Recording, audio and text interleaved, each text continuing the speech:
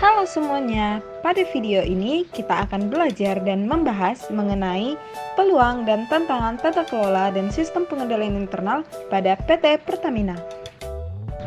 Berikut merupakan peluang dan tantangan tata kelola dan sistem pengendalian internal pada PT Pertamina dapat dilihat pada implementasi GCG yang terdiri dari 3 bagian, yaitu organ utama, organ pendukung, dan proses tata kelola. Selanjutnya, beberapa komitmen PT Pertamina dalam menjaga prospek bisnis yang berkelanjutan dengan 1. Pemberdayaan masyarakat yang berkelanjutan, 2. Sadar akan pelestarian lingkungan, 3. Melakukan inisiatif strategis yang berkaitan dengan strategi bisnis, dan yang keempat, pelaksanaan tuntas mencangkup perilaku, penyediaan prasarana, tata nilai, dan penyediaan pengetahuan dan keterampilan. Berikut adalah prinsip-prinsip tata kelola yang diterapkan pada PT Pertamina, yaitu yang pertama, transparansi, keterbukaan dalam setiap proses pengambilan keputusan, serta keterbukaan dalam mengemukakan informasi material dan relevan mengenai perusahaan.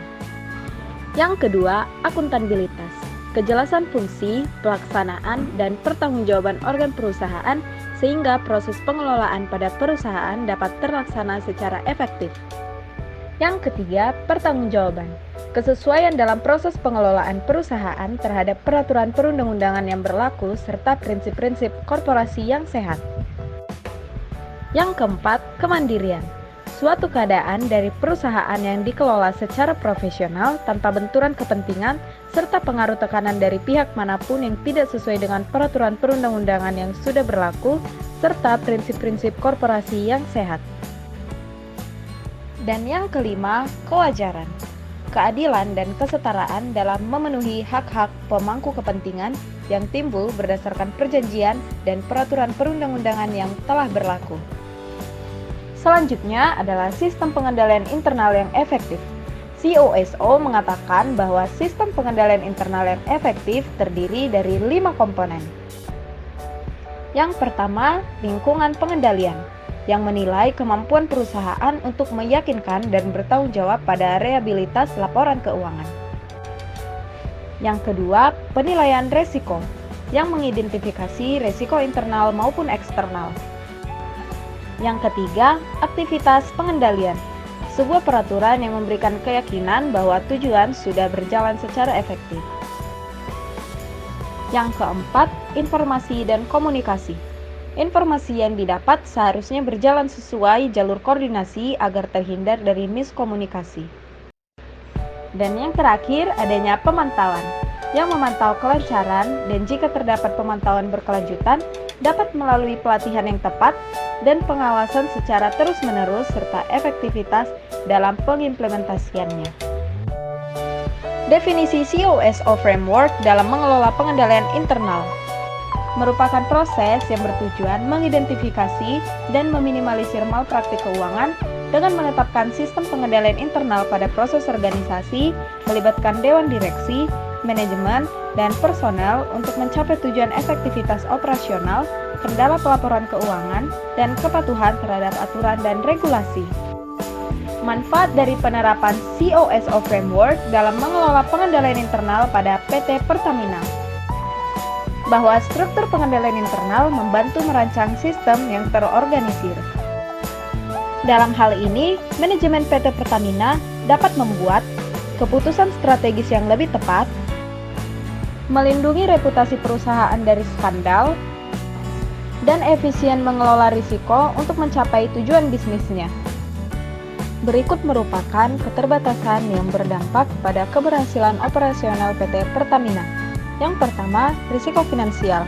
Hal ini mengakibatkan kerugian finansial seperti kehilangan aset atau pendapatan. Yang kedua, reputasi dan kepercayaan. Masalah ini dapat merusak reputasi perusahaan dan kepercayaan pelanggan, investor, dan mitra bisnis. Yang ketiga, kepatuhan hukum. Keterbatasan ini membuat perusahaan melanggar peraturan dan perundang-undangan yang berlaku. Dan yang terakhir, informasi tepat waktu. Ketidakakuratan informasi dapat menghambat kemampuan perusahaan untuk mengambil keputusan strategis yang tepat waktu. Kegagalan dalam implementasi pengendalian internal di PT Pertamina yang disebabkan oleh beberapa faktor utama. Kegagalan pertama adalah peraturan perusahaan yang tidak efektif, kurangnya dokumen, dan lemahnya pemisahan tugas. Yang kedua, manajemen tingkat atas yang mungkin tidak memberikan dukungan dan komitmen yang cukup terhadap penerapan pengendalian internal. Yang ketiga, yaitu ketidakpastian mengenai tanggung jawab. Yang terakhir, kegagalan dalam mengidentifikasi masalah atau pelanggaran. PT Pertamina harus memastikan adanya komitmen manajemen yang kuat, alokasi sumber daya yang tepat, pelatihan staf, komunikasi yang baik, pemantauan terus-menerus, dan kemampuan beradaptasi terhadap perubahan lingkungan bisnis agar berhasil melaksanakan pengendalian internal. Selanjutnya, tujuan dan kebermanfaatan IRP dan PIPK pada pelaporan efektivitas pengendalian internal. Tujuan IRP yaitu melakukan integrasi antara perencanaan penjualan dan perencanaan produksi, mengoptimalkan jumlah persediaan guna meningkatkan cash flow perusahaan, dan meningkatkan nilai kepuasan terhadap pelanggan melalui sistem pengiriman, distribusi gudang, dan fungsi administrasi lainnya, serta yang terutama meningkatkan efisiensi perusahaan dengan ketelitian yang baik.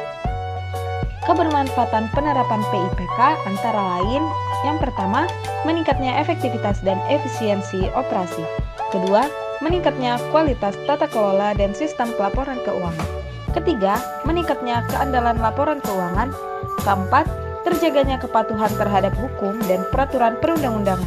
Dan yang kelima, meningkatnya reputasi organisasi dan kepercayaan para pemangku kepentingan. Sistem pengendalian internal Pertamina yang terdiri dari 5 komponen ini digunakan untuk meningkatkan efisiensi dan efektivitas operasional perusahaan yang kemudian menjadikan kegiatan pengendalian dilaksanakan untuk mengendalikan risiko dan mencapai tujuan perusahaan.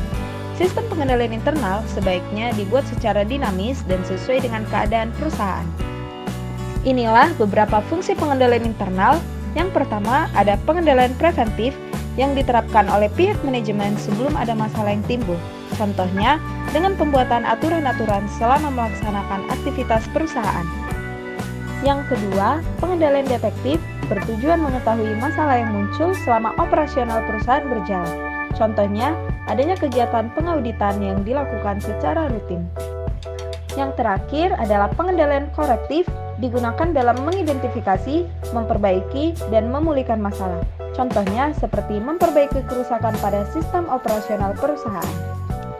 Yang terakhir ialah peran dan tanggung jawab auditor internal dalam efektivitas pengendalian internal pada PT Pertamina serta kontribusi keberhasilan.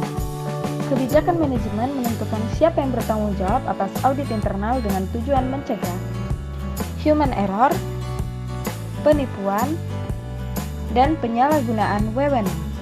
Tanggung jawab audit internal terdiri dari 5 bagian, yakni mengawasi kinerja perusahaan, mengevaluasi pengendalian, risiko, dan tata kelola perusahaan, penyusunan, pelaksanaan, dan evaluasi rancangan audit tahunan perusahaan, mengamati, mengkritik, dan program tindak lanjut, membantu tugas komite audit, dan melakukan konsultasi sesuai arahan serta melaporkan hasil pengawasan.